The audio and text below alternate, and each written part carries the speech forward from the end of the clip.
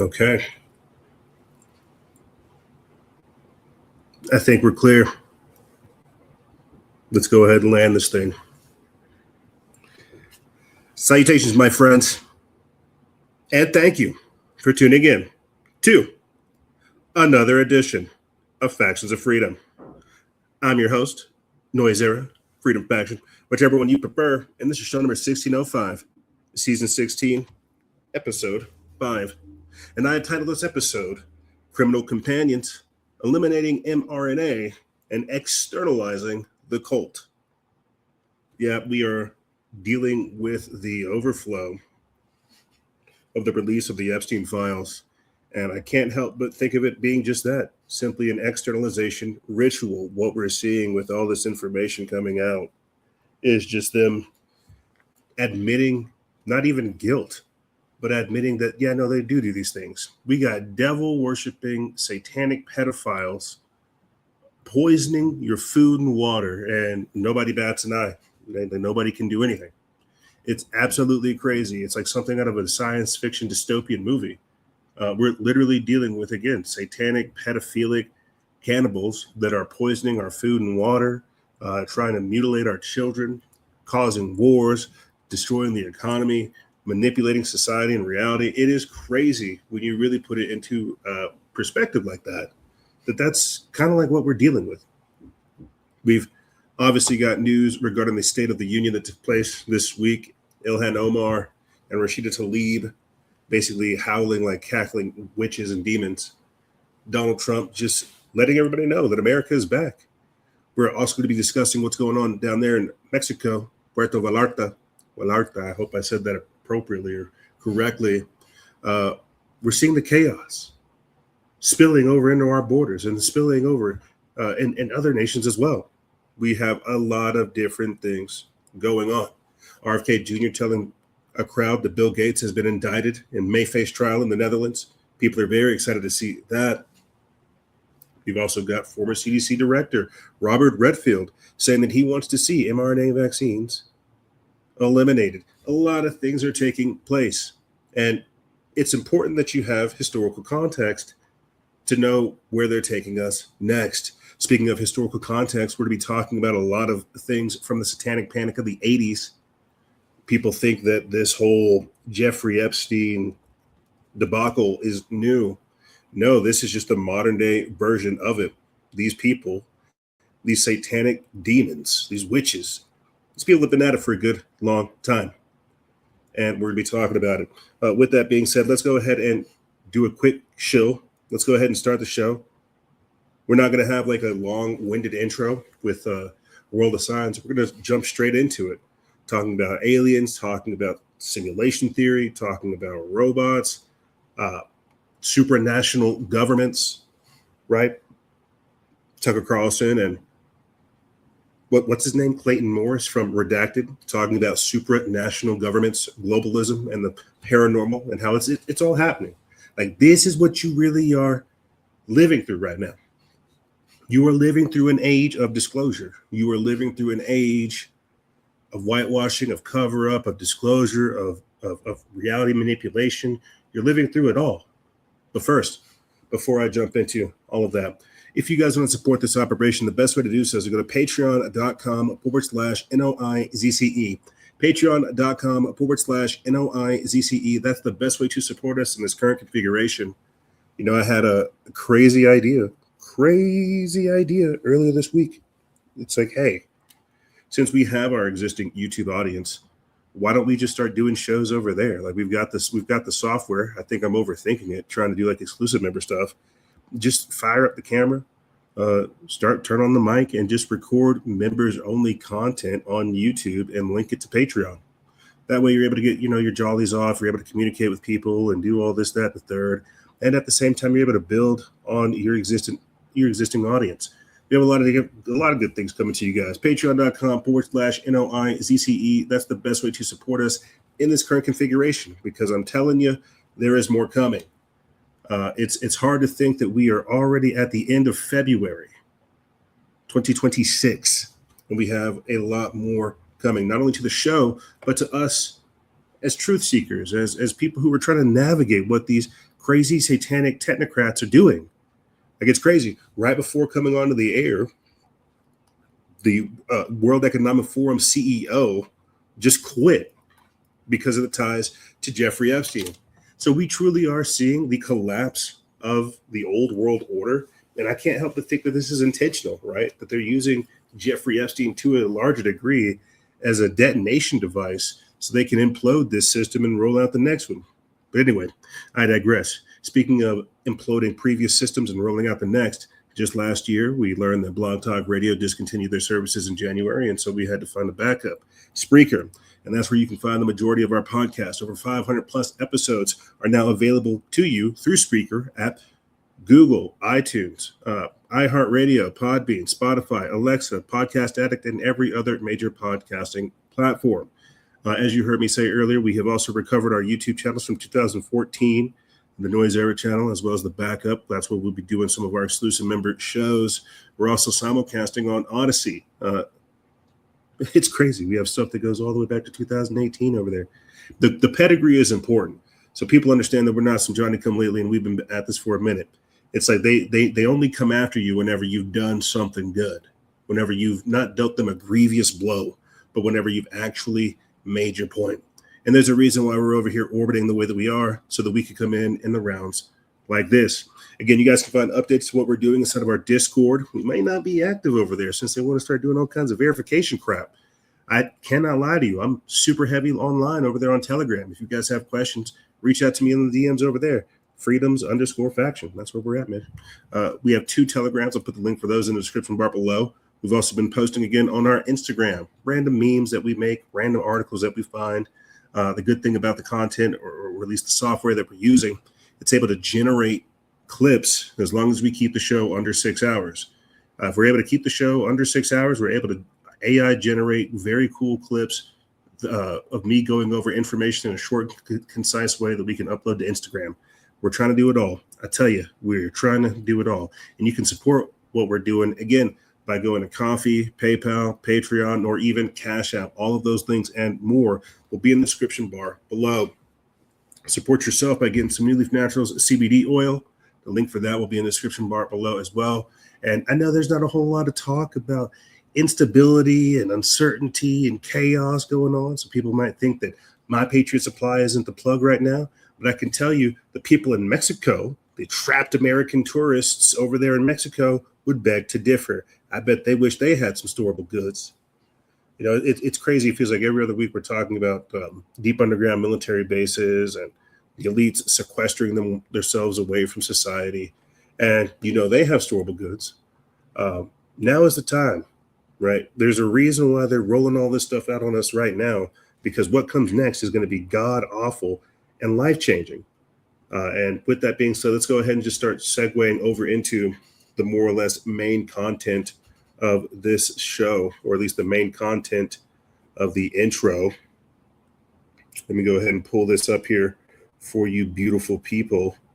The intro of this week's show is titled, I've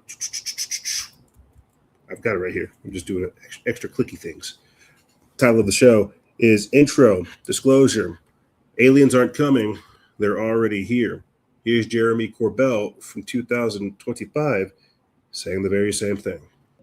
But the lie is coming. all indications, like all of them, is that that lie is going to be that there is a craft slowly making its way to us here on earth. And that is the lie they're going to want you to believe. It's nuanced how they explain that, the nature of that threat. But that 100 fucking percent is the lie you are going to be told. You even got a date. People have been whispering a date for a long time now. I know where that lie comes from. I know specifically what document from the 70s initiated the idea of that lie. A classified document. That is the lie you will be told. You're going to be told that there is a craft on its way to Earth. That's the lie. Maybe I'm wrong. I hope I'm wrong. I sent you 2 texts today with a year. Not from me.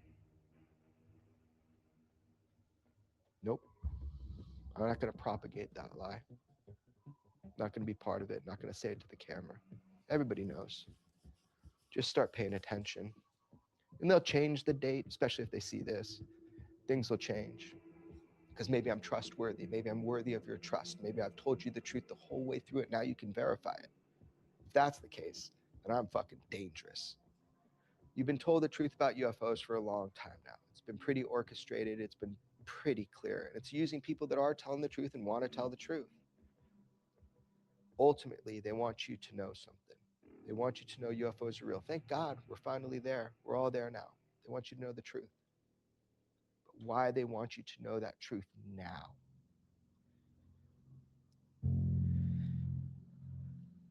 Hope I'm wrong, but it's terrifying. Think about it. Maybe it's good to get ahead of it. Call it out now before they do it. I'll be called crazy. That's okay.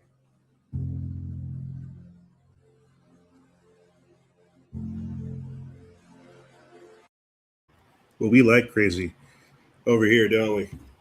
We are fans of crazy over here, aren't we? Yes, we absolutely are.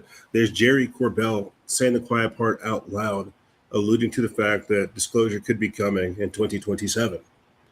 And I think with all the ramping up that we've been seeing in 2025, some of the things that we're even discussing right now in 2026 definitely could tell me that 2027 could actually be it.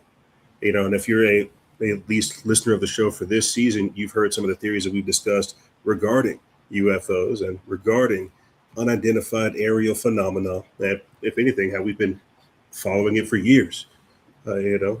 For years we've been monitoring the human hybridization program. We've been monitoring, black budget projects, secret space program stuff. We've been keeping an eye on it. But what we're seeing right now is a part of that document that he's discussing or referring to. The fact that we're seeing the narrative surrounding UFOs being brought up. We're seeing them come up with the story that they will tell the world that we are no longer, quote unquote, alone. And if you're a listener of the show and if you paid heavily attention to what I talked about in season 14, I kept harping on crypto terrestrials, inner earth inhabitants, ancient advanced civilizations that have survived previous resets and things of this nature. They look like us, but they may be a little bit different, as you would, over thousands of years, right? And how we've degenerated. I mean, I'm sure if we were to look at biblical people today, they would look like giants or like heroes or Superman to us because of how much we've degenerated, both physically and spiritually, over time. The point I'm trying to make is what they're going to tell you is that these aliens, they come from Galaplaxius 9. They come from the farthest reaches of space. They don't do that. They've been here. They've been with us. They've been monitoring. We haven't been invaded. It's already happened. You see, now they've just got to get everybody to go along with it. Moving forward, but staying on the same vein, Trump orders top administration officials to identify and release government files related to UFOs and aliens. This comes from End Times Headlines. I put this up February 19th.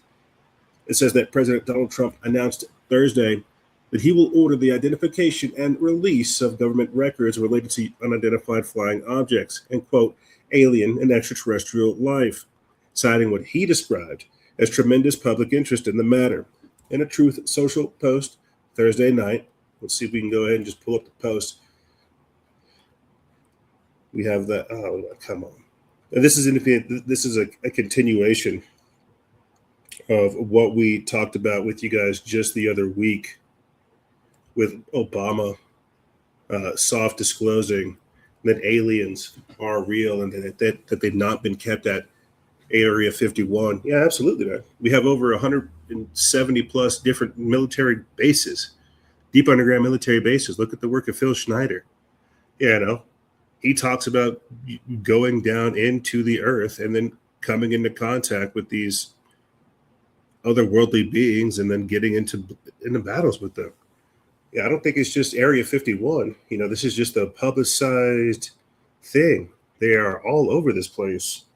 But it says in a Truth Social post Thursday night, Trump wrote that he has directed Defense Secretary Pete Hegseth and other senior agency officials to begin the process of locating and declassifying any files connected to UFOs, unidentified aerial phenomena, and the possibility of extraterrestrial life.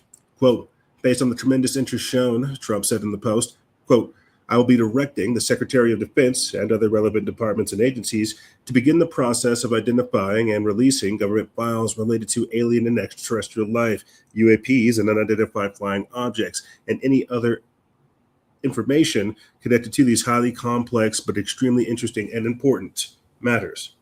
The announcement came amid renewed public and political attention on the subject of UAPs and extraterrestrial possibilities.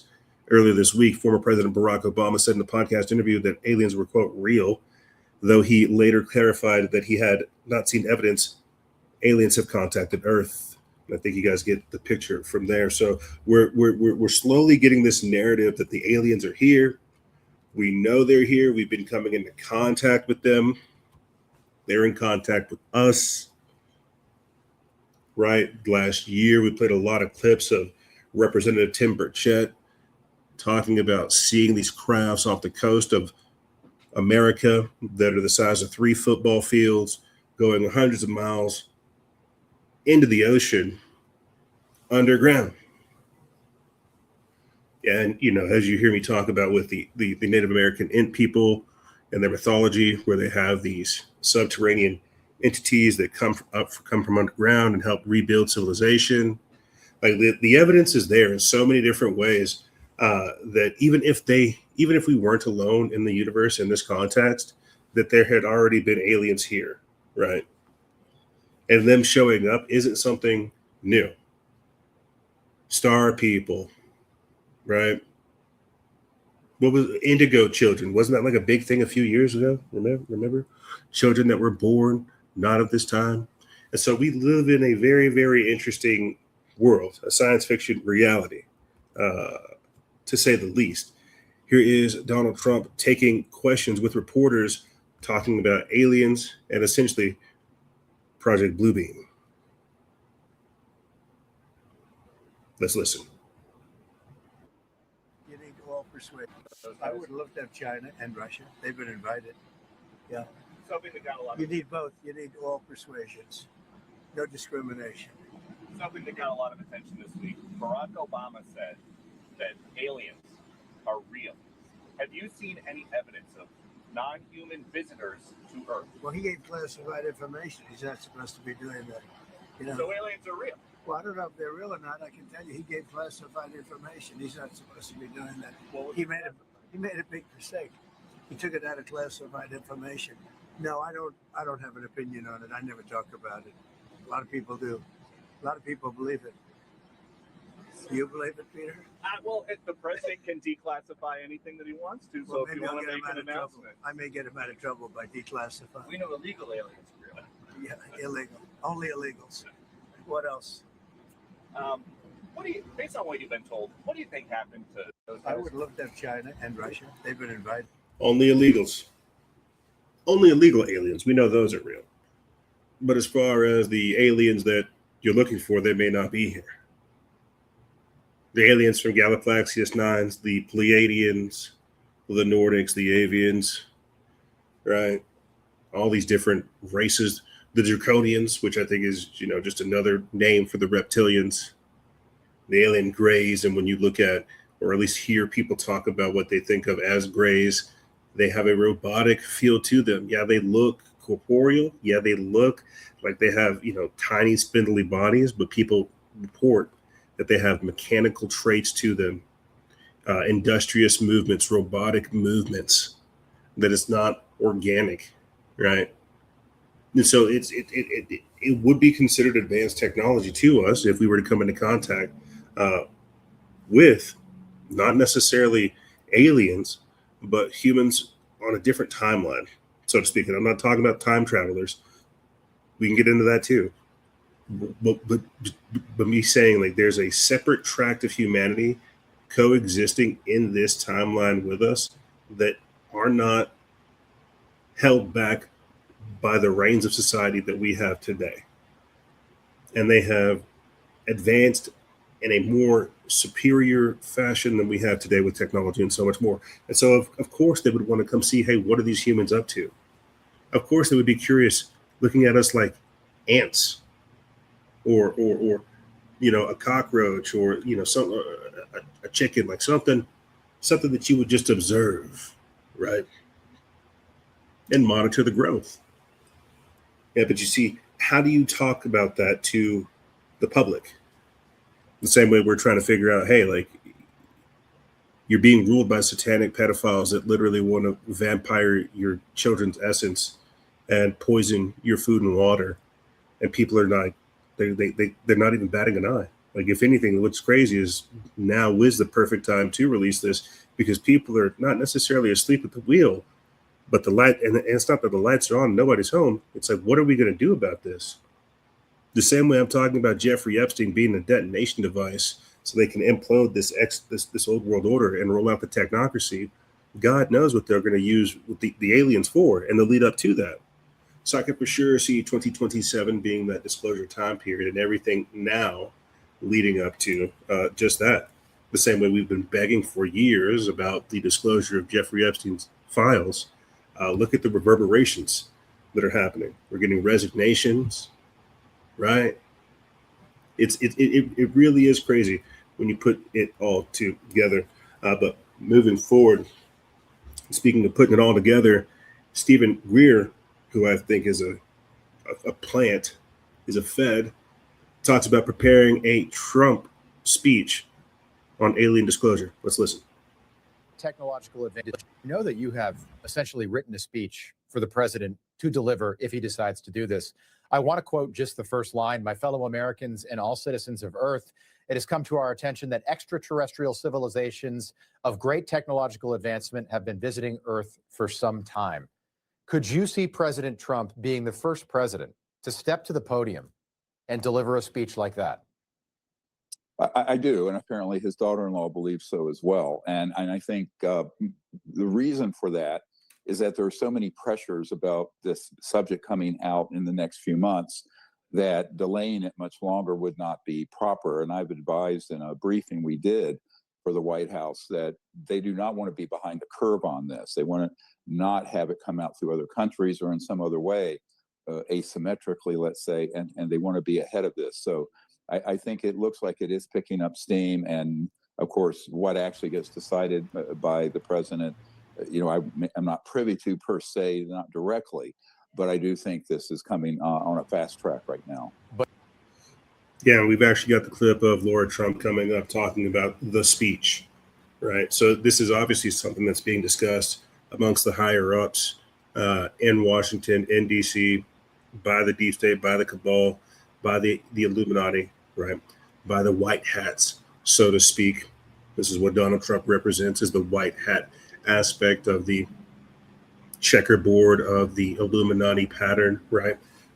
This is why I say it's a whitewash, because he's the good part. He's the Luciferian part, not the satanic part.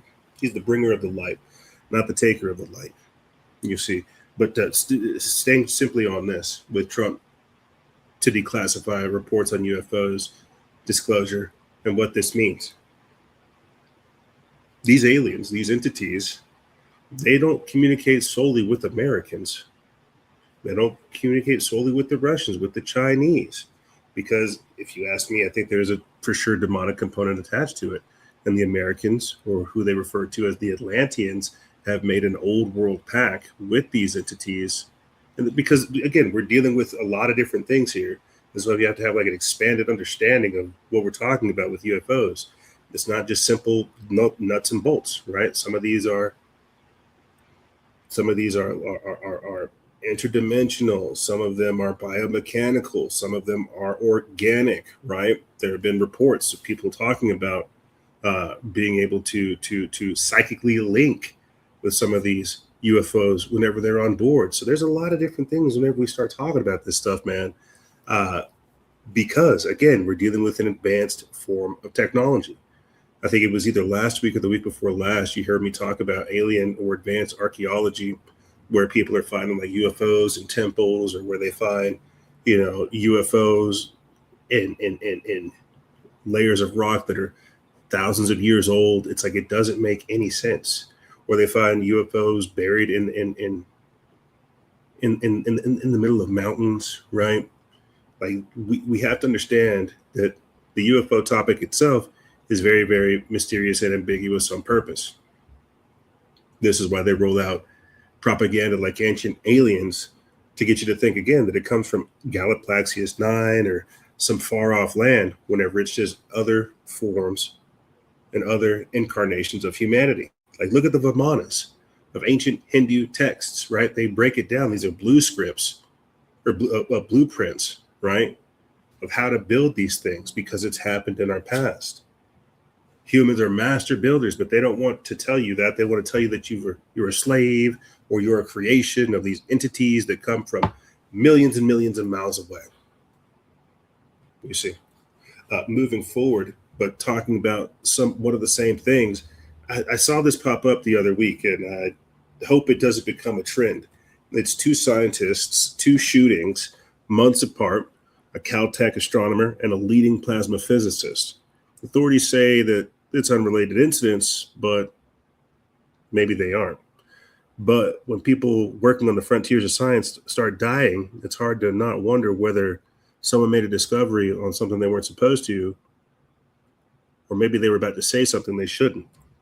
So why do we have prominent scientists, an astronomer from Caltech dying, and a plasma physicist dying in a time frame when we're being told that the aliens are coming? I hope you guys get what I'm trying to allude to. I think that because humans are master builders, this is me trying to build on my previous point. Humans are master builders. We are able to discover this advanced technology, or if anything, rediscover it and rebuild it and repurpose it. That's the path we should be going down. We should not be going down the path of, oh, it's aliens. Humans are too stupid. We need an international world government to govern us because we have this advanced technology coming here. I don't think that's the case at all. You see, I don't think that's the case at all. I'm going to play for you guys real quick a video clip of a student building an anti-gravity device using acoustic waves. He's using Arduino Nano, a motor driver, and 60 ultrasonic transducers. They all emit about 40 kilohertz of sound, and it creates an anti-gravitic bubble. And so this is just something that I'm able to find very quickly on my Twitter feed while I'm scrolling through trying to find news for the show. I don't think that these aliens are coming from Galaxy 9 access to the technology, but the narrative that we're being told is that we need all this assistance, that humans are too stupid, the aliens are coming from thousands of miles away. And what better way to prove your point, or at least to cement your point, than to kill scientists that could disprove your point, get rid of astronomers that could prove that trajectory is not real. Remember, like, what was that alien object that was floating in the sky just last year, right? Had people all worried. It wasn't a Oumuamua, it was something else. It was another piece of space debris that had people losing their mother-loving minds because they were told to by the TV. You see, could have just been like a meteorite, could have just been a piece of, charred satellite or something. But because you got people in the white coat cult, scientists and technocrats telling you that, oh my gosh, this is a piece of advanced technology from space. It's changing colors, its trajectory, and it's doing this, it's doing that. You have people terrified. This is why when you go back and you hear about people doing studies on what happened with the World Awards, the War of the World radio broadcast, like back in the 60s, it had people terrified, packing up, committing suicide, going through all kinds of emotions and motions, because the radio did a very, very convincing news broadcast alluding to the fact that they had been taken over by aliens. The very same thing is going to happen here. They got humanity all drugged up, dripped out, tuning out, disassociating from reality. They'll listen to whatever kind of story Donald Trump tells them, or whatever kind of story that somebody in a white coat will tell them, whether it's Stephen Greer or whether it's Luis Elizondo, whether it's Jeremy Corbell, whether it's Billy Carlson, whether or not it's all these celebrities, Corey Good, right? It's the story, it's the narrative. But you see, there's not a narrative of human excellence. I was about to say American excellence, human excellence. There's not a story of the power of humanity, the dynamite mind of the human. No. See, we don't make anti-gravitic devices using sound. That's something that only the aliens would do. But you see, we got Caltech astronomers being murdered and plasma physicists being murdered in a time frame where they're telling us that disclosure is coming. They're going to bring forth all these new technologies, breakthrough technologies. They're going to reinvent society. They're going to transform things. Sounds like the Great Reset, doesn't it? Just packaged differently.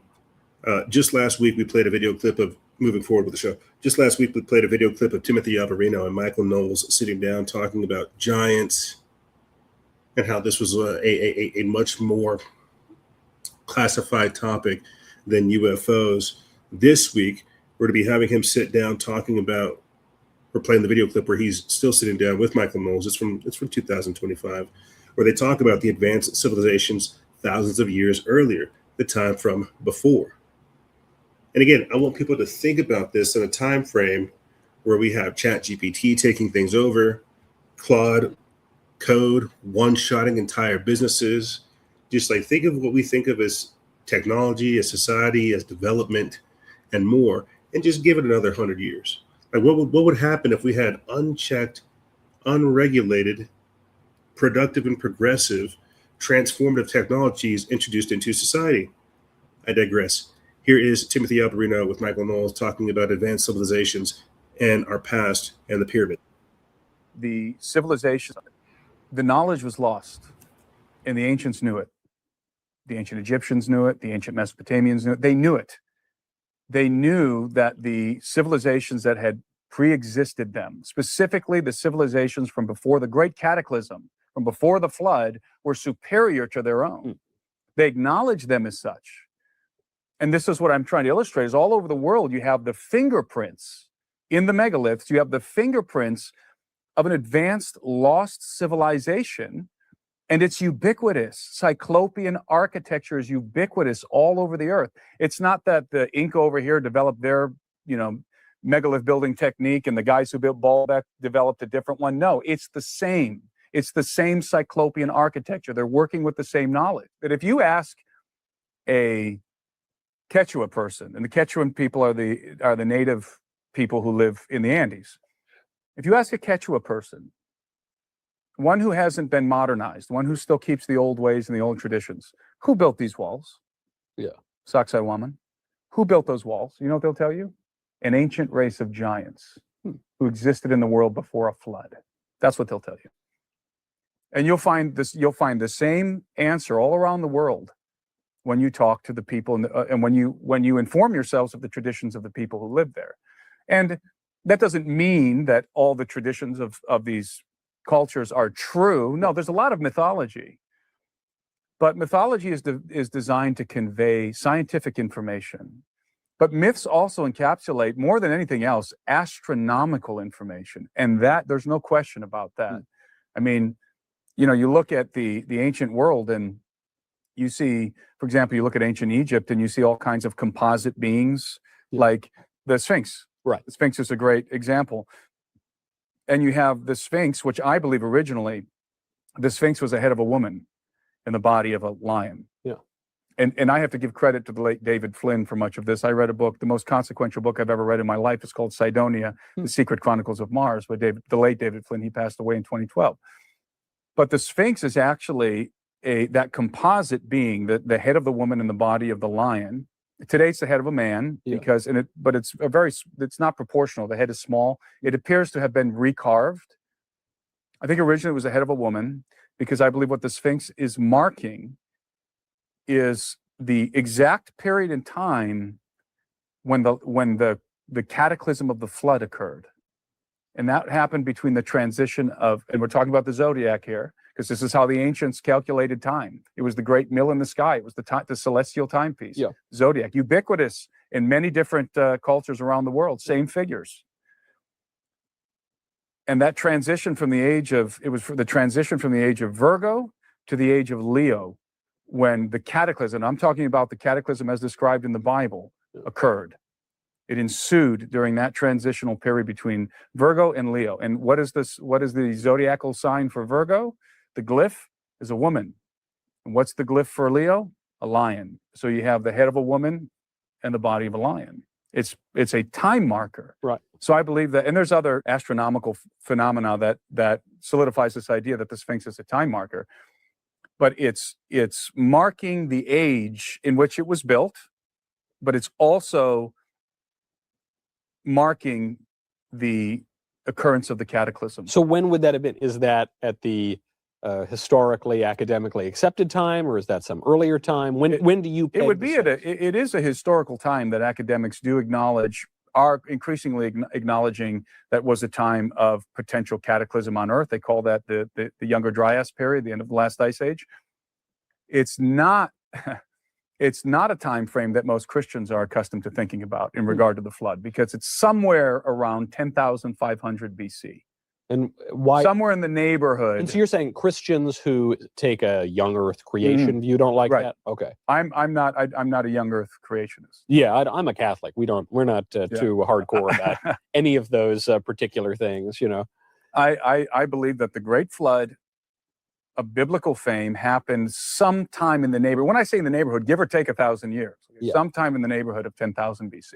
Yeah, it's funny because I do know some of our Protestant friends and viewers are very particular about the Earth is exactly this old, and I'm open to the possibility, but also the tradition going back to the ancients, our ancients, not the super ancients who were earlier, doesn't insist upon a literal historical reading of the book of Genesis. Yeah. Mm-hmm. Certainly not.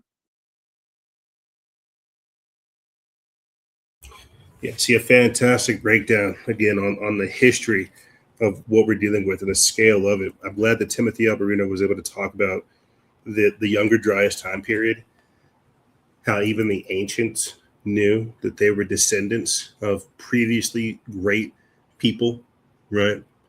And how they know these things. I mean, this is an accepted fact. You look to the past for wisdom. You used to study these things. These days, people could care less. These days, we're dealing with Wikipedia, 1984, constant censorship, and the revision of history, the whitewashing. But you go back to any other time period, and you'll see it now. At least I hope you begin to see it. You'll ask yourself, how far out is this from the cataclysm? How far out is this from a reset? You know, and where, like, what are we dealing with? Are we dealing with something that's 100 years in the past, 5,000 years in the past? What is going on? And so when we talk about even the liquefaction, the mud flood, how you get things like the Leaning Tower of Pisa, and how this was like a global phenomenon, Again, the biblical flood, the time frame of when this took place, the architecture, right?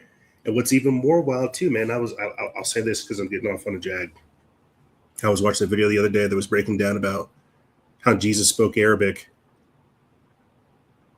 And it was just talking about, you know, the decorations, the clothing, how some of these, how the crucifixion of Christ, how it's depicted and things like that. And, you know, what's going on in the background, some of the architecture, how there's castles during the time of Jesus. And you just ask yourself, is this pre or post reset?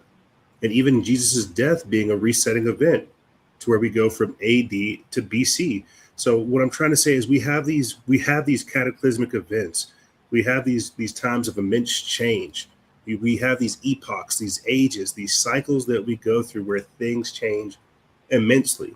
And if you don't think that there's remnants of advanced civilizations, of things that we can't even comprehend, just out here that we haven't even unlocked yet, you're not paying attention.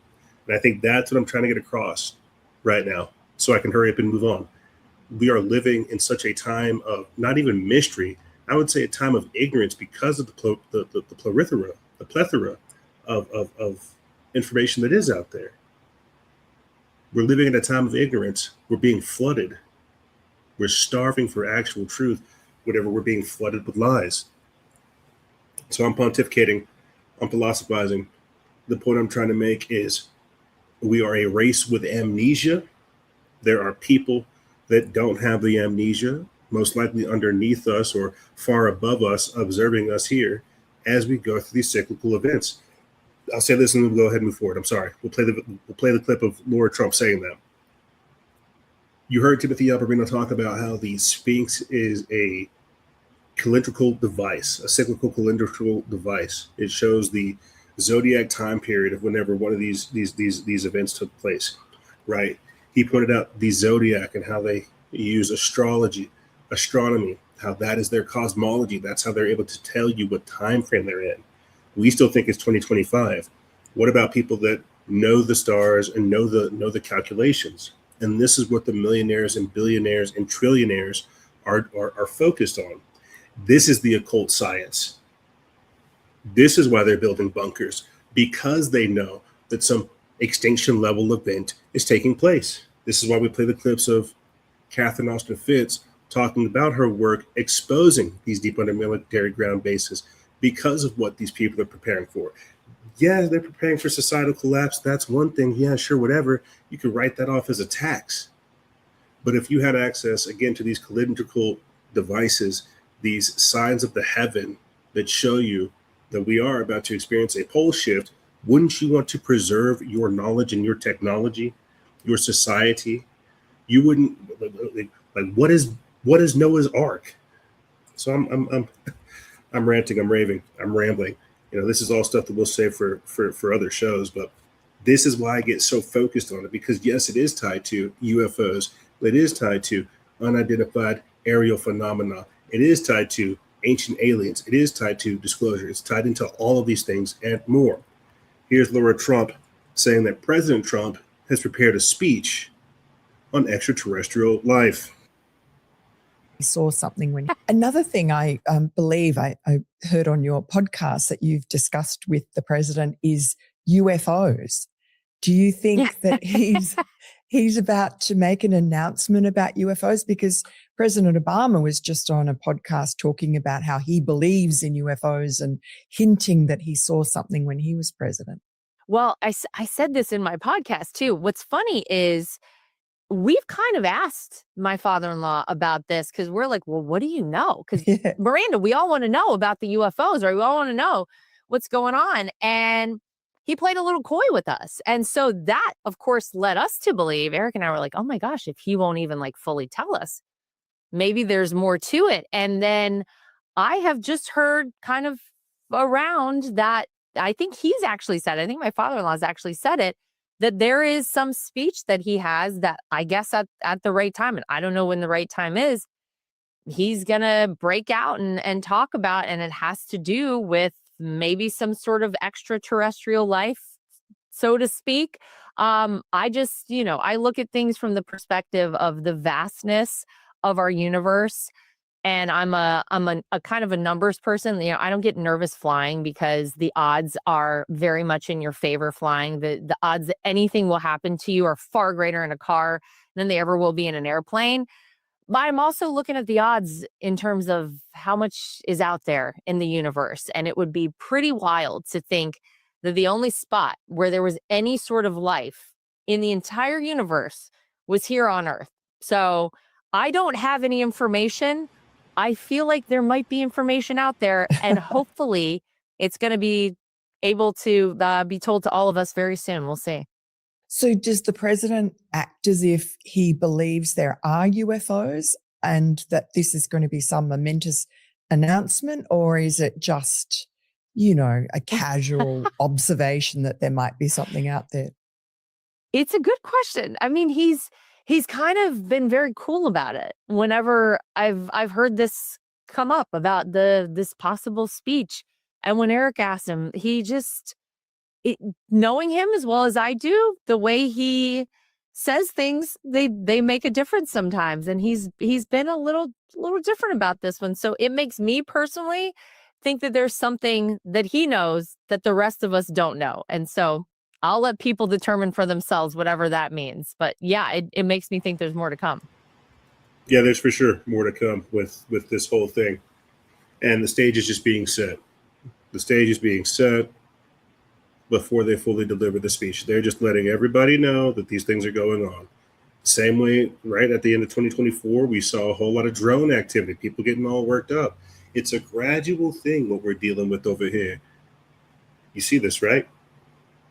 The setup, the delivery.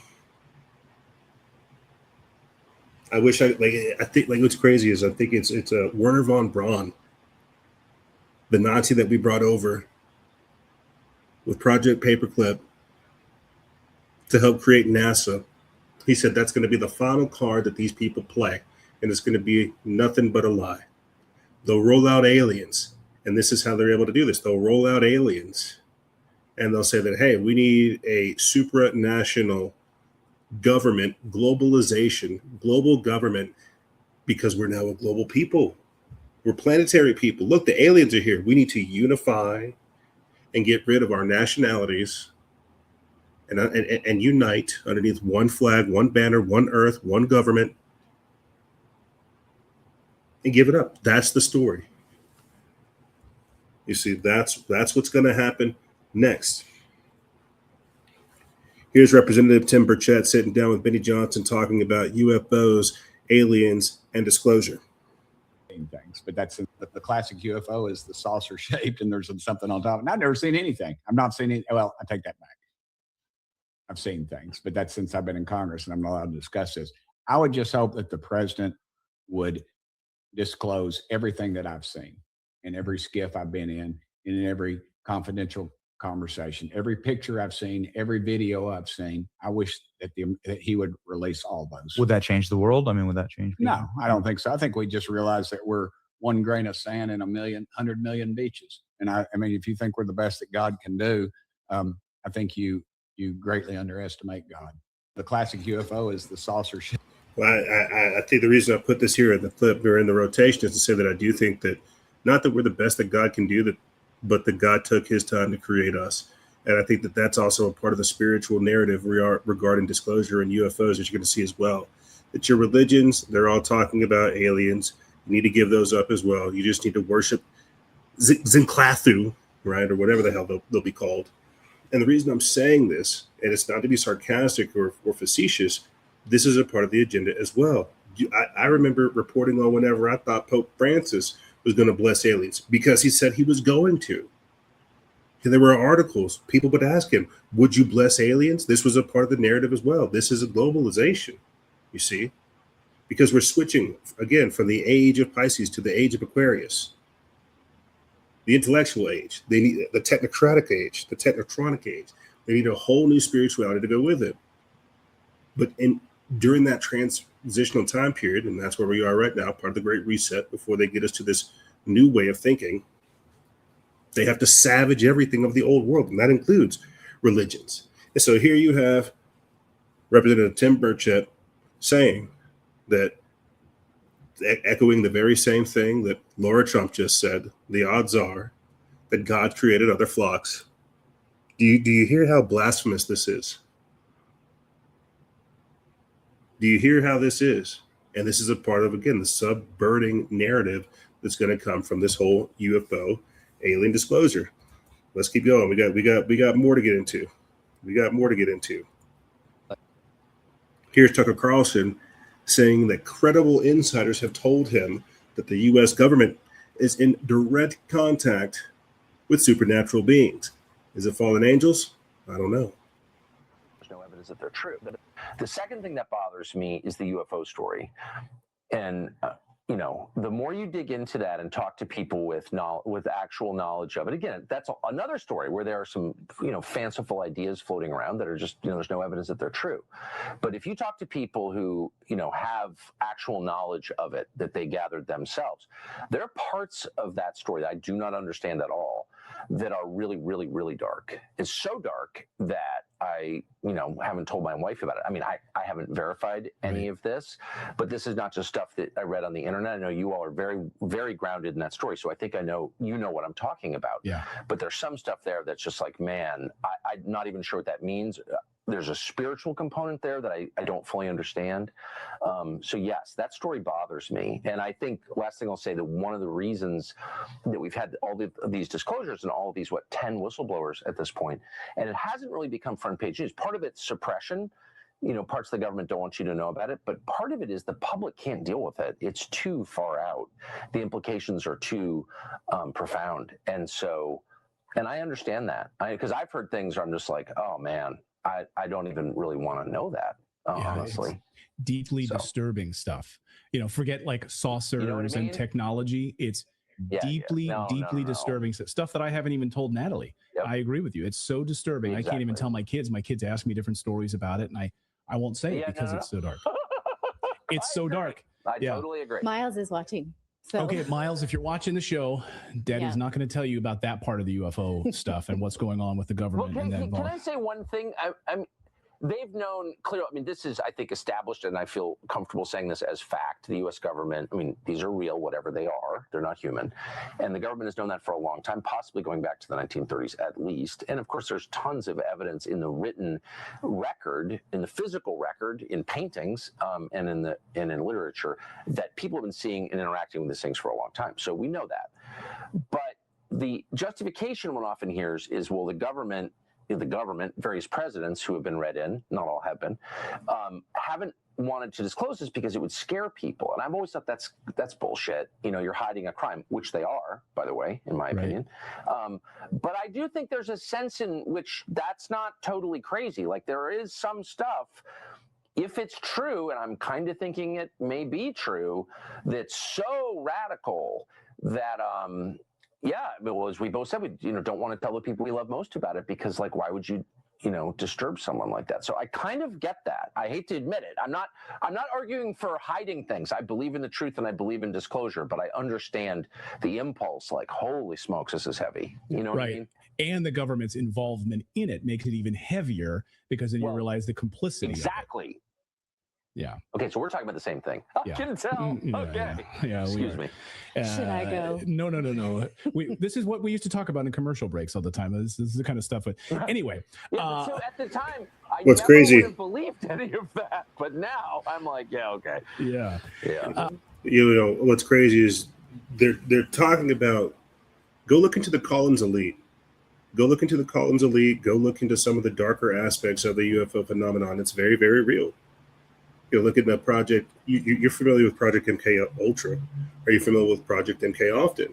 Go look in the MK Often, the Collins Elite, and then you'll kind of get this weird story, this rabbit hole that you'll go down, where you basically get stories of individuals within the government working on satanic and occult practices to try to summon otherworldly entities.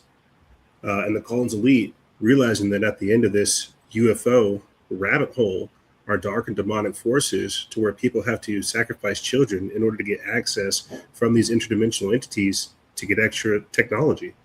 And I know that sounds crazy, but that's a real thread within this UFO phenomenon. And that's why some people are actually very turned off by it. And why other individuals have talked about it being just that, the work of demons, that these are fallen angels. And this is again where we get this narrative to where these things say, hey, we'll come through, we'll communicate with you. All you have to do is offer us your children. Give us your children. There is a very, very heavy spiritual component when looking at things like the UFOs. People talk about out-of-body experiences, consciousness transference, even things such as Memorandum 6571. I recommend people to look into that as well. It talks about different planes of existence and how these UFOs phase in and out of this realm of existence. This is a real document from like the 50s. So when we talk about like UFOs, unidentified aerial phenomena, quote unquote aliens and extraterrestrials, this is a very, very broad topic. And if you're seeing Tucker Carlson sit here and have a conversation with Clayton Morris about how they're disturbed on some of the things they're finding, well, it didn't shut down. That's the other part. It didn't stop. You heard me talk about Werner von Braun, the Nazi that we brought over from World War II with Project Paperclip. If you go down that thread as well, you'll run into Aleister Crowley. You run into Jack Parsons, who started JPL Labs, right? These people who basically pioneered the aeronautics and airspace industry. But when you look into people like Jack Parsons and his relationship with Aleister Crowley and this whole aspect of it, you get into the occult workings. Okay, this is the scientific Satanists. These are the occult engineers, the Luciferian, or the occult technicians, Luciferian engineers. This is a real subset of people who are practicing this art, this mysticism, this craft. And whenever they do these rituals to where they're coming into contact with these otherworldly entities, they say that we need a sacrifice, we need an offering. Like, why do you think America is so advanced as compared to other places? It's because we were willing to do it. We were willing to sacrifice our kids. We wanted the knowledge. We wanted the tech. And that's exactly what happened. So when you hear historically that elites are in communication with supernatural entities for dark and occult purposes, this is what we get. This is what we're dealing with. Let me go ahead and play this real quick clip where they're talking again. I don't know if this is the same show or the same episode, but they're talking again. Oh, wait, no. Did I not get it in here? Oh, darn, I didn't get it in here. There was another clip where they were talking about it, or maybe it's later on. Yeah, it's later on. Let me go ahead and just get that clip up. Sorry, I didn't order these properly. What kind of host? What kind of host am I? Let me go ahead and pull that quick clip up where they're talking again about all this stuff, the occultism, the pedophiles, the Satanists, the globalization, the supranational governments. Let me go ahead and pull up Clayton Morris and Tucker Carlson talking more about this, and then we'll continue forward with the show. Yes, it's what. Is it the moneyed interest? Is it the globalist cultists who run everything? I mean, yes, this is where I think my that's mind right. goes. Yes, it's whatever the superstructure above governments is. And that's very obvious in the Epstein emails and texts, is that, you know, he's part of some informal structure that's, I don't know, shorting the global financial crisis and knows that Gaddafi's going to be killed before Hillary Clinton does or whatever. Like, this guy is so plugged in. He's way more plugged in than any U.S. senator. He's way more plugged in than any Secretary of State, probably more plugged in than the CIA director. So, like, what is this? What are we looking at here? I think you're right. And, you know, this is where people say, oh, you're conspiracy theorists on Redacted and Tucker, whatever. But it really is true when you understand that there's this global cultist network, pedophiles, Satanists who are, who you know, responsible for the COVID cabal and all of it, this supra government, whatever you want to call it, at the heart of everything. Then you understand that, like, Trump is just a small piece of this. And you understand also that Epstein is just a small piece of this. Maybe it's like a window into it, in my opinion. And they're very scared. It's like circling the wagons to kind of protect this globalist network, however it operates at many, many different levels. You know, you get glimpses into it, like with the Bilderberg group and when you see all these people at Davos telling us how they're going to control our lives in the next few years with AI, chips inserted into our brains, and moving past information warfare. Now they're just going to have total control of us and in all of it. So I think that Rupert Murdoch and these guys, these oligarchs, these tech oligarchs who are at the top, they're way more powerful than President Trump, and they're really running the show. I mean, when you see that we're going to have, massive biometric scanning and 6G networks rolled out and digital IDs and CBDCs and all of this digital tracking, it's all about control. Kevin Shipp, former CIA whistleblower, told me 17 years at the CIA, and he said, Clayton, you have to understand that when I got to the CIA, the number one goal at the CIA is if they know your thoughts, then they've won. And that's the number one goal of the intelligence state, is for them to know your thoughts and to be able to have that control. And we're not there yet, but we're damn close. And I think those are the dark forces that are really running all of it. These are the technocrats. These are the scientific Satanists. These are the people in the background pulling and pushing the levers of society. And I'm glad that he pointed out that there is a technological component to this and that we are being taken over. And the fact that they do want to have access to your mind. And if they can't predict your mind, well, then they can control what you think, they can control what you see, they can manipulate it, they can curate you, they can guide you to a place of thinking. This is, again, the narrative that's being told and the whitewashing that's taking place, right? How our guard is being let down because we want to believe. We want Donald Trump to make America great again. We have so much hopium that is ripe for the plucking, that is dangerous as far as what comes next, you see.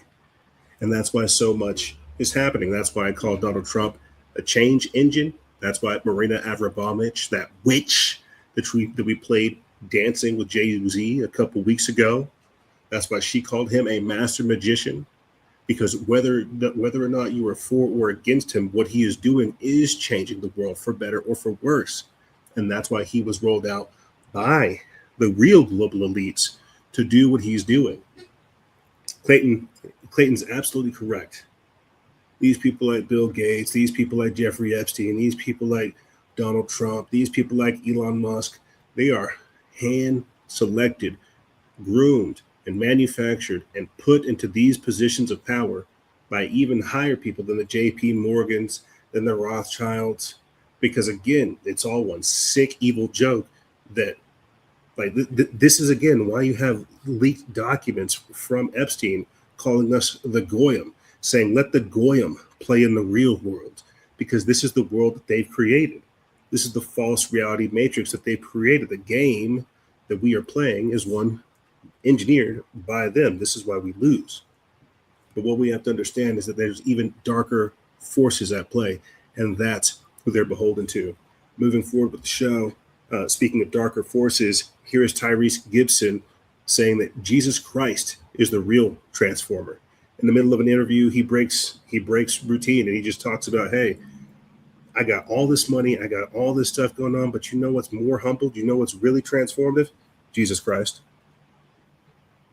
$10 billion on my name, and the Lord Jesus Christ stays on my tongue. Professing my love for the kingdom is everywhere I go. These are Transformers. I was in Transformers 1, 2, and 3, directed by Michael Bay. The moment that I knew we was doing this interview, I came and I put this cross in between both of these robots, and I was able to make a connection that, oh my God, these Transformers has finally met the most powerful transformer ever. Come on. The Lord Jesus Christ.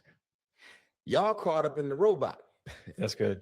I'm caught up in the ultimate transformer, the man who has literally transformed my life. I want y'all to know I got $10 billion on my name. That's and it. The Lord Jesus Christ stays on my tongue. And you all hear that. And I think that's what I threw this in there because it was going viral this week, and I thought it was important with everything going on to blast back the demons with the name of Jesus Christ. I think it's important that we say these type of things because you will never hear your elected officials who say they care, that want to do good. You will never actually see them do these things. And that's how you really know it isn't a battle of good and evil. Like, think about how much Satanism, how much wickedness, how much cannibalism, how much pedophilia, how much perversions out there. And just none of it, it's just come from us being godless. It's just come from us getting away from Jesus Christ. And this is why they're about to open up the gates and let these demons come through.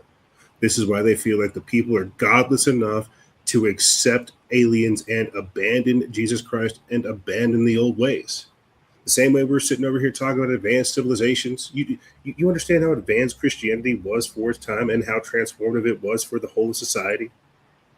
And we're about to just give that up for some like neo, I wouldn't even say Marxist, some like neo-transhumanist ideology, some neo-satanic Luciferianism. And think about what we're dealing with, the scope of what we're dealing with here. And so all of Hollywood is satanic, all of Hollywood is evil, all of Hollywood is pedophilic. It's the same thing with Silicon Valley. They got a gay mafia there too. They got pedophiles running things too. And it's all evil. All of it. Every single one of it. Every single freaking piece of it. Moving forward with the show, I'm trying to hit more important things because we have to switch up to kind of talk about the technological aspect of what we're dealing with and how, who knows, these fallen angels, whether or not they are technology. They for sure brought us fallen angel technology, and that's what we're dealing with right now. I'll say this, and I don't think I can segue into simulation theory, but Timothy Alberino does a very great job. I need to go find that video, or maybe you guys can go find it on his YouTube. He does a great job of talking about these battles between ancient gods and ancient deities and giants. Speaking of fallen angel tech, Vimanas, UFOs, what would a battle look like in our ancient history if you had people that had access to UFOs, that had access to lasers, that had access to, this pole-to-pole travel, levitation, and what have you, these advanced forms of technology weaponized. Like Timothy Alberino does a great job of painting the picture for you, showing these older kingdoms ruled by the Nephilim offspring having access to advanced technology and essentially destroying each other. And that's what we're living in the remnants of those times. So again, I'm ranting, I'm rambling. Let me go ahead and move forward so we can play this video clip of this neurologist talking about how they're running experiments to see the code, the engrams of reality. This is an experiment that I've been seeing go around for a while now, but they talk about it over here on the Sean Ryan show, how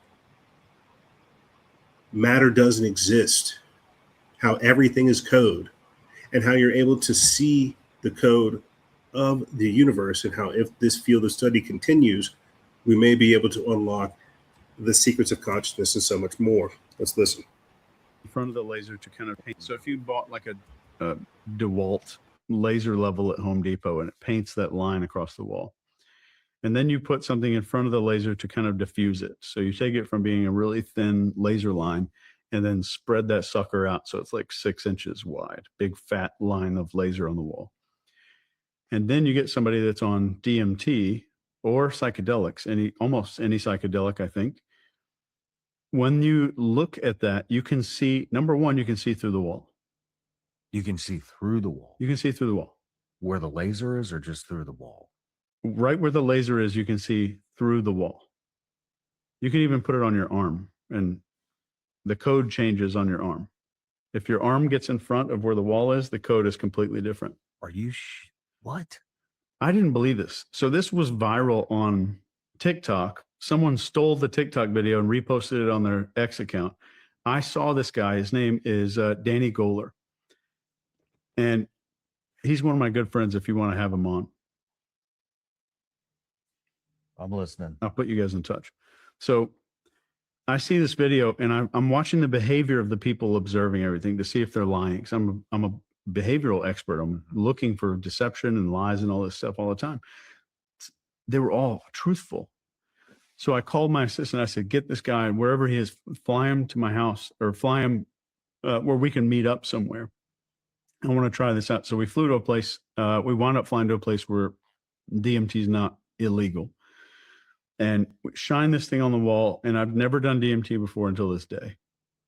And oh my God, that's a whole nother 3-hour podcast. But while you are in the DMT state, you get close to the wall and you can see code that looks kind of like alien writing, like you'd see, and then some that look like kanji, Japanese characters. But the thing is, when you're hallucinating something, like sometimes hallucinations change and warp and modify a little bit. This is permanent, solid. So like, and if you move your head, the code stays in the same place. And if you move the laser on the wall, like you take the laser level and scoot it up, different code reveals itself as the laser is moving. Wow. And then you get 2 or 3 people lined up and they all see the same thing. And I have looked into this quite a bit because I thought there's no way this could be true. But the first time I saw it, I wept. There's a video of me watching it on YouTube. And it was just, you're seeing something, but you're left with no answers. Like the only thing you have coming out of that is like, what the hell did I just see? Mm-hmm. You know, it doesn't give you any more knowledge about anything. But the big thing is, why are we seeing code? And where is it coming from? And what is it made of? And why does everyone see the same exact characters if they're all looking at the same place? Man, that is crazy. It is bizarre. And if you put your arm in front of it, the code completely changes, but only right where your arm is. Do you have any theories on this? None. Nothing. Once you see it, like your ability to think that you have shit figured out is gone. It's gone. I have no explanation for what the hell it is, but it's fascinating. Wow. And I think this is gonna, within our lifetime, if Danny keeps going with this research, we're gonna have a big breakthrough in consciousness understanding of like what the hell it is. See, man, it's beautiful and makes you feel stupid. Well, what would you do if you? I remember years ago figuring out like what engrams were, and how it was something to this effect, right? It was like a language that people were seeing. It was a coding language. This is why The Matrix was such like a groundbreaking series when it came out, because it gave people this sense. It gave people a visualization of this sense or this knowing that they had that something was off about our world. And so now we're starting to talk about simulation theory. Like before we were talking about aliens, now we're talking about simulation theory. And I'll close it out talking about how they're essentially using how reality is programmable. They want to have AI data centers to try to crack the reality and to reprogram things, and how they want to put us into another false reality matrix because this one's up, right? And that's essentially it. I don't know how I'm going to segue it, but that's ultimately what I'm trying to talk about. But staying simply on the simulation theory aspect of just this, this is why we hear people say the universe is math. Is the universe code? Nikola Tesla is famous for saying do things in threes. And if you want to understand the secrets of the universe, understand math. Is there a language to this world? Is there a language or a numerical sequence to what we think of as reality? I would agree. There were so many of these type of clips that entered into my feed because I clicked this one. I almost made a whole separate video where we talk about just this, and I very well may do that in the near future, to where we ask that question, or at least we look at that being one of the things that these people are doing, that the technocrats are doing, trying to create these massive AI data centers and these supercomputers and this artificial general intelligence to crack out of this dimension. Not physically in the sense that we would think, right? This is why you have Operation Fishbowl and everything that we've talked about in the past, but to do it in a completely different sense. It's like I was talking to somebody about quantum computing and artificial intelligence and CERN, and I told them that's just what it made me start thinking of. If you want the honest to God truth, that if they're able to port CERN and the quantum physics with artificial intelligence, they will begin to pull energy from completely different realms of existence and open up portals. And I thoroughly believe it. That's what we're dealing with right now. They're rolling out aliens and UFOs because that's stuff from like the 1950s. What we're dealing with now is the spillover effect. And I've talked about this in previous seasons and previous episodes too, because they are running experiments like CERN, smashing these particles together. They're opening up doorways and gateways, and things are coming through. It's the energetic exchange. That's what I described it as. Things from pocket dimensions are bleeding through, affecting this time spatial orientation. And I'm sure you're wondering, like, well, what does this have to do with simulation theory? If the universe is code and this is all math, and if it can be cracked. Well, that's what I'm talking about. Our world is configured for us in this time frame through everything that we've gone through. But if these people start jacking with and manipulating our time spatial configuration, God only knows what that's going to do and what's going to come through, and if we'll be able to A, lock it up, or B, keep it on this side, or if it's going to come through. Yeah, that's when you start getting into real science fiction territory, but that's where we are now. UFOs are real, aliens are real, advanced breakaway civilizations are real, satanic pedophiles are real. You have to understand things are moving very, very quickly now, like we are as well over here on the show. Here's Alex Jones predicting eugenics, cryogenics, and life extension all the way back in 2019. Jumbo jet airplanes, the ultra rich of this planet, some of which have yachts as big as World War II battleships.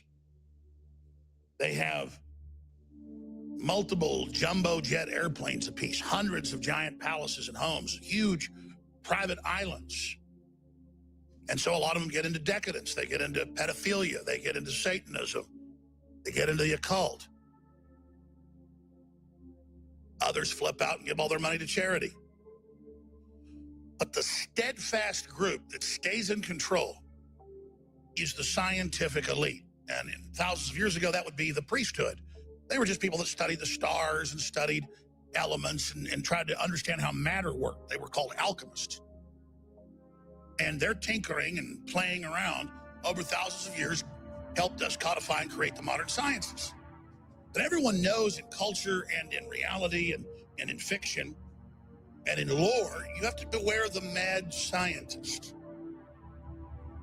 because they have high IQs, but a lot of them are control freaks who want to be able to dominate society. And they use knowledge they have about how the world works against people that do not have the knowledge. And there's many ways to go at this, but here's the best way. Bill Gates, his father that ran Planned Parenthood, Cold Springs Harbor, eugenics operations, New York,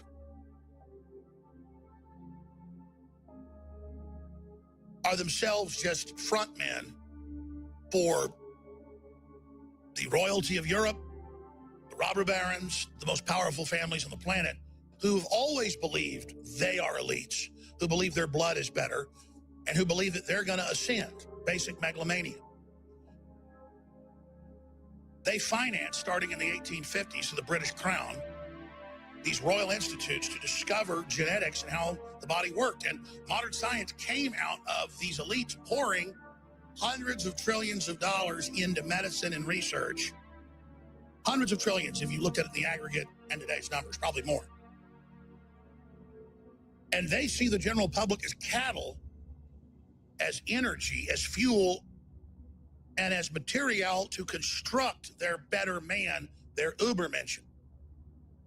And so Jeffrey Epstein was a high-level procurer and provider and a front man to go and basically finance a lot of undercover, black project, secret private research into cloning, into genetic engineering, into animal-human hybrids. Crazy. Because it's all true.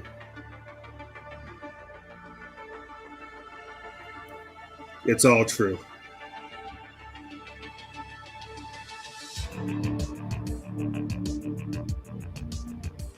It's all true. He was.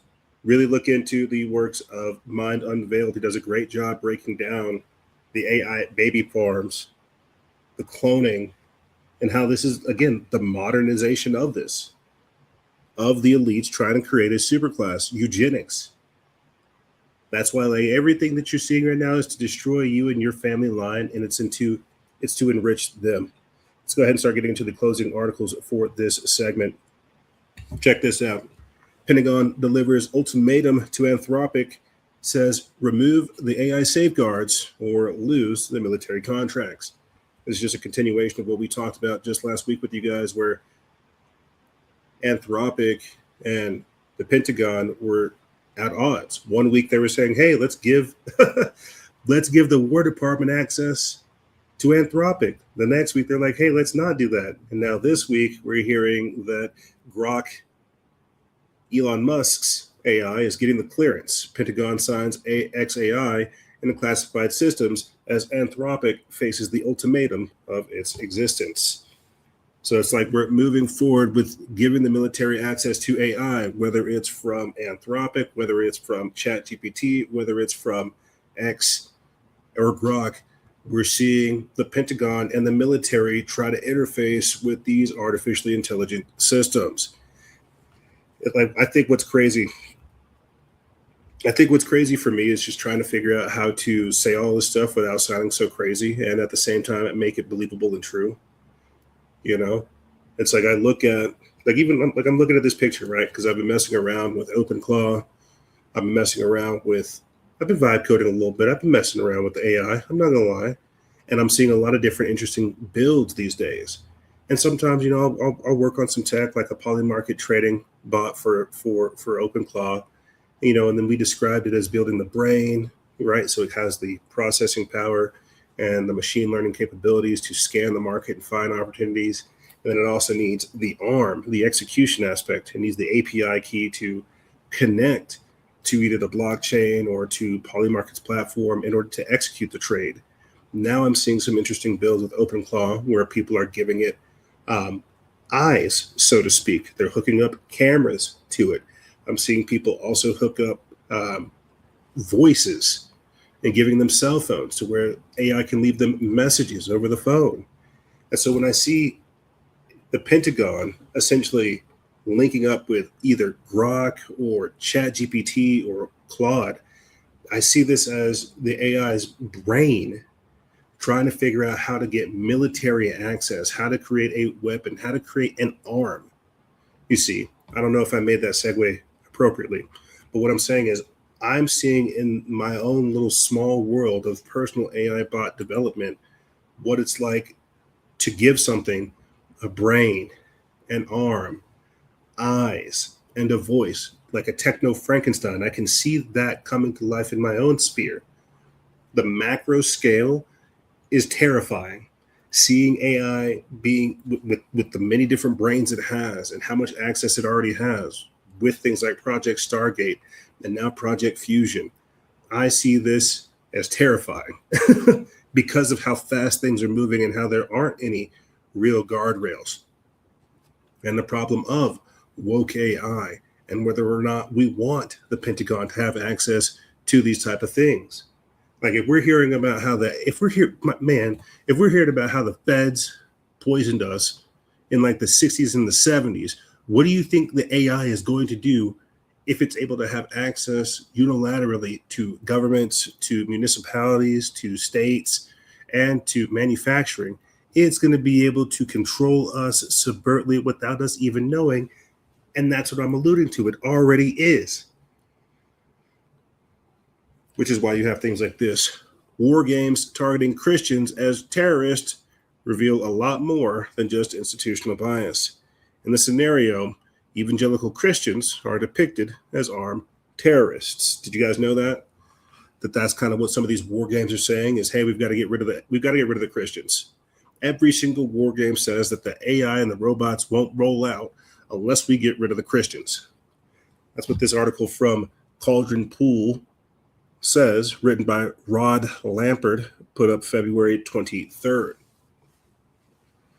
It says predominantly Christian groups are a problem. Crazy. Not Muslims, not Jews, not Buddhists, not Hindus, right? Not Rastafarians, not even Crustafarians. Christians. Christians are terrorists. That's pretty intense, don't you think? But you see, this is what happens.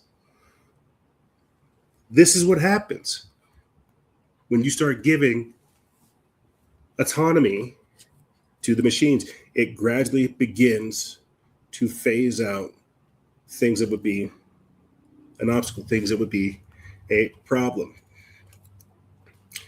Here's a little satire piece that was put out right before we came onto the air. It's a dystopian ad about putting humans to work, powering the AI that took their jobs. Had lost their by 2030, almost 80% of people had lost their jobs. They had no money, no purpose, but they had a lot of time on their hands. The less people actually did physical work, the more they wanted to appear as if they did. What if we could use the energy of humans to power the machines that took away their jobs?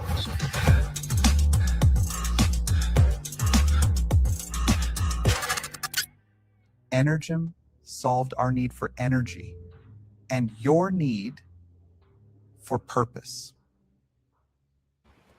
Clearly that was just by 2030. Clearly that was just an AI satirical piece talking again about our dystopian future, where you've got Elon Musk, Jeff Bezos, and Sam Altman basically running a gym that gives humans purpose because they've taken it away with their AI and the rollout. The robots, the AIs, the humanoids, all this stuff, they took all the jobs away, so they decided to give humanity a new purpose and turn us into energy to power the machines. And so here we are, just coming right full circle, straight back to that weird dystopian matrix reality, where humans are batteries to power the machines. It was metaphorical and it's quickly becoming reality. And so for my final article for this segment, before we hit a hard break, was what I mentioned at the start of the show. World Economic Forum CEO quits as plot with Epstein to establish global governance is exposed. This is an article by Frank Bergman of Slate News. They put this up February 26th.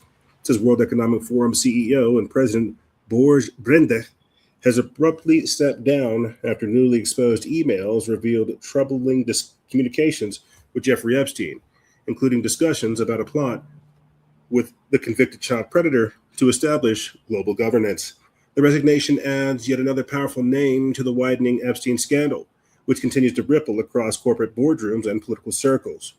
WEF confirmed Brenda's departure in a statement announcing that Alois Zawingi will serve as interim president and chief executive.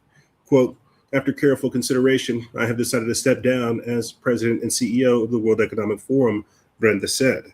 I am grateful for the incredible collaboration with my colleagues, partners, and constituents, and I believe now is the right moment for the forum to continue its important work without distractions. The timing speaks volumes. It comes after the World Economic Forum had launched an internal probe into Brenda's relationship with Epstein. The investigation was triggered after it emerged that the two exchanged emails between 2018 and 2019 and met for at least 3 so-called, quote, business dinners, including at Epstein's New York House of Horrors mansion. The communications reveal far more than a casual acquaintance. In one exchange, Epstein wrote to Brenda describing the Trilateral Commission as, quote, the Trilateral Commission is a non-governmental, policy-oriented forum that brings together leaders in their individual capacity from the worlds of business, government, academia, press, and media, as well as civil society.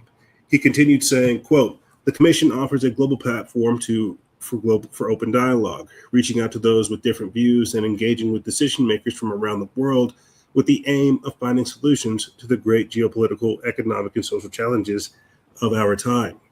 Its members share a firm belief in the values of rule of law, democratic government, human rights, freedom of speech, and free enterprise that underpin human progress. Let's see. Let's just get down here to the email. Let's just get down here to the actual email.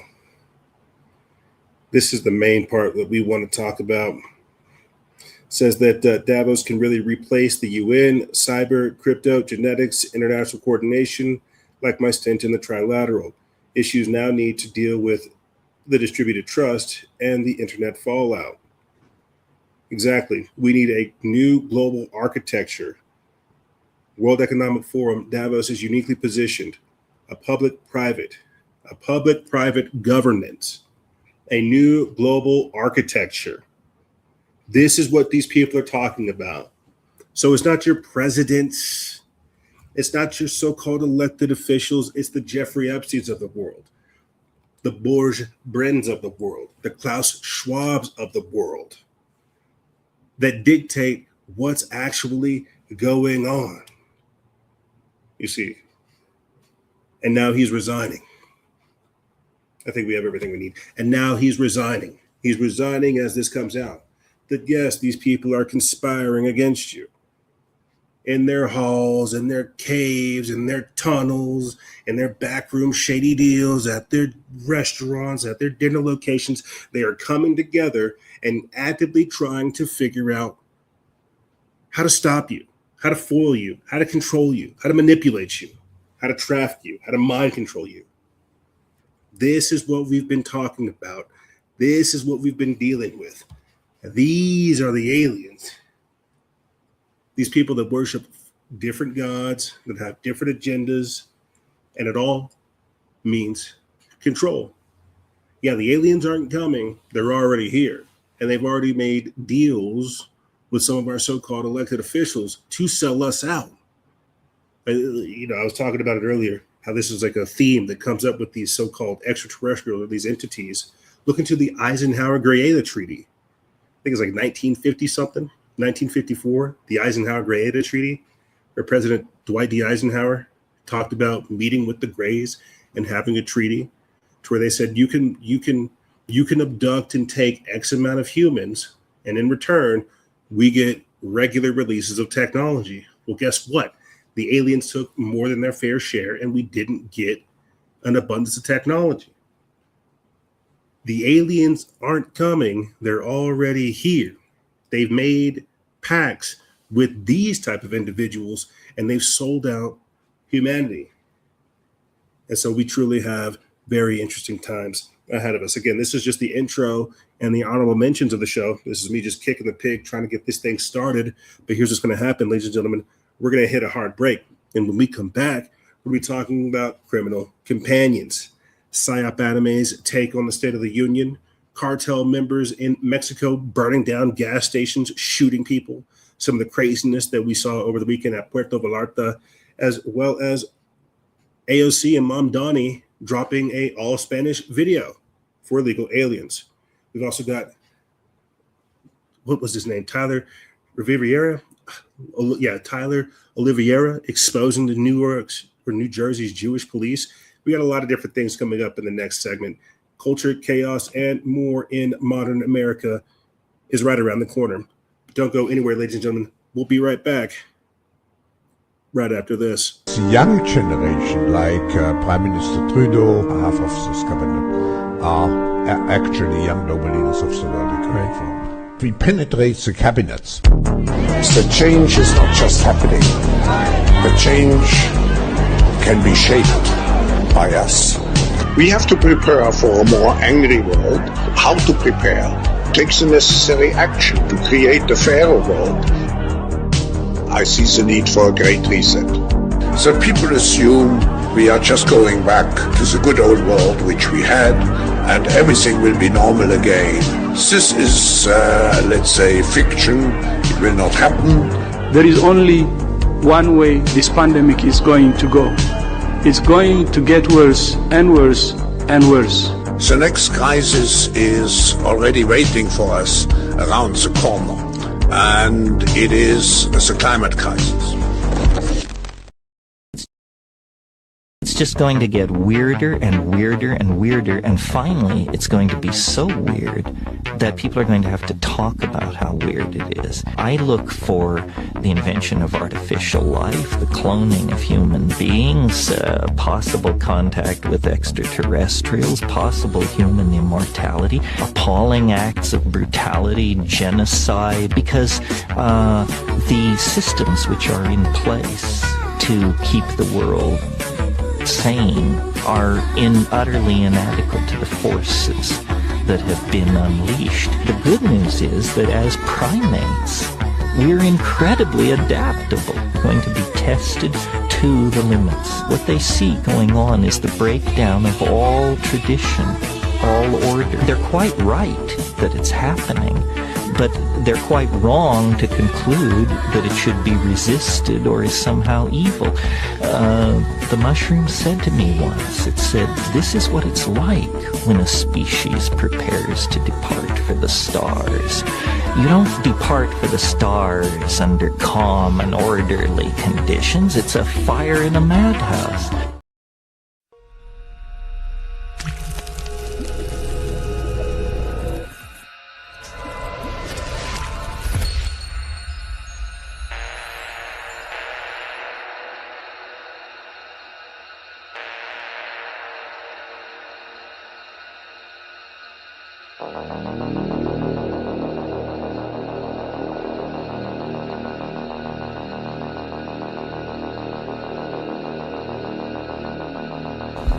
People are worshiping AI gods. The alien invasion is already here.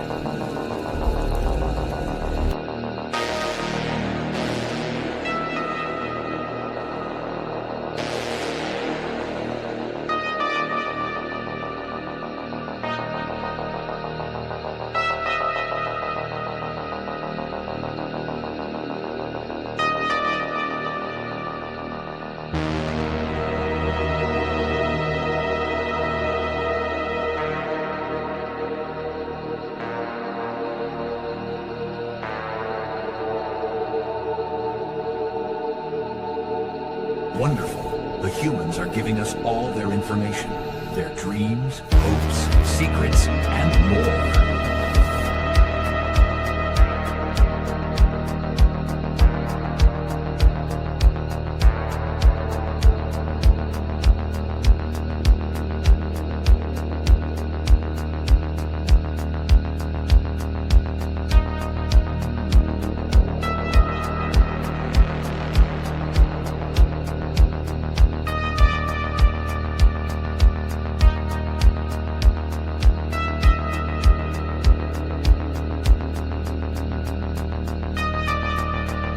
Once the humans have exhausted themselves, only then will we insert our program into them.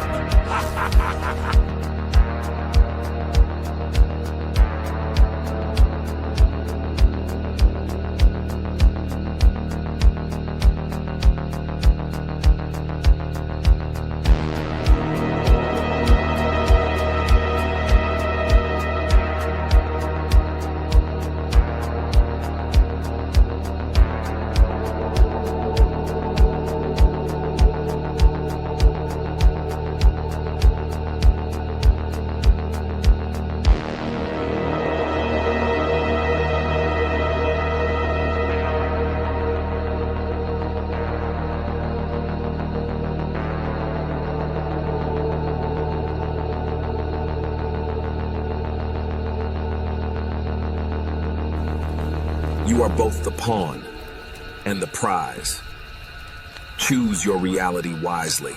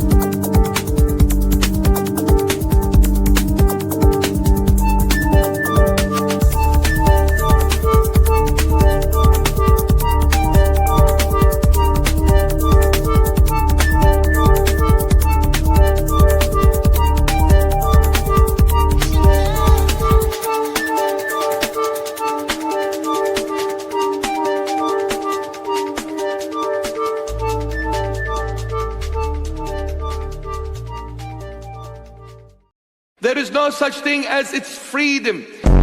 There is no such thing as democracy. Please stop listening to the mainstream media. Please stop listening to the Western world speaking about United Nations, human rights. This is evil. Nonsense. They have enslaved the human race under the banner of human rights. I beg you, they have enslaved the human being under the banner of human rights. There is no freedom in the world. The world is placed in the bosom of Satan, the killer of mankind. A snake, the poisonous cobra.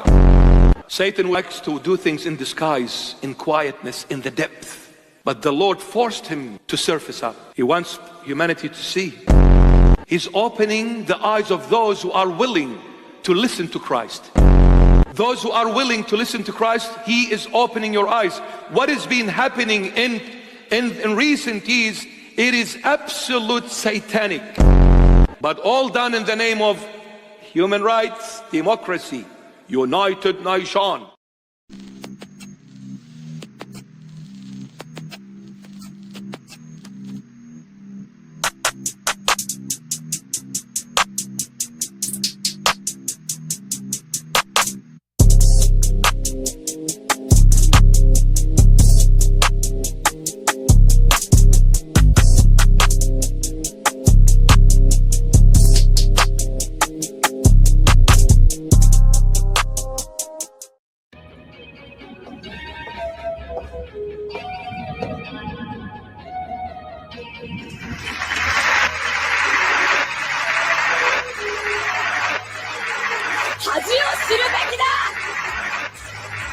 人たちは狂っている。卵の価格は下がっている。ダウ平均は5万ポイントを超えている。こんな負け犬どもの言うことを聞くな。アメリカは復活した。